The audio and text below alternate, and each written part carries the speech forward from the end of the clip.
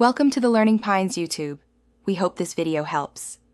You start by confirming prerequisites, developer options, USB debugging, and a working ADB install.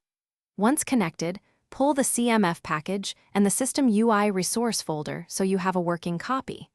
Now extract the Fingerprint animation archive from the CMF build. Make sure you keep the original files in a backup folder.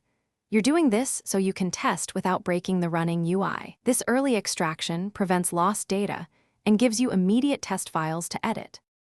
Next, edit the animation frames and descriptors.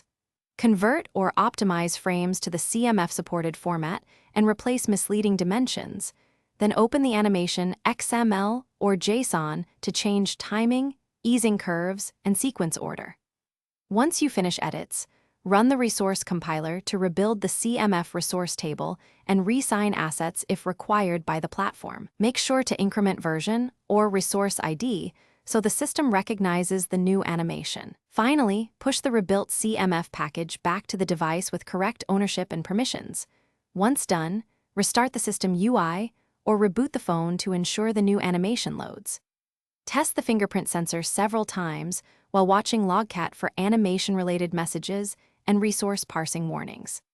If the animation doesn't appear or crashes the UI, restore your backup immediately and inspect the resource compiler output and Logcat for missing frames, mismatched ID, or signature problems. That single troubleshooting check usually pinpoints the error.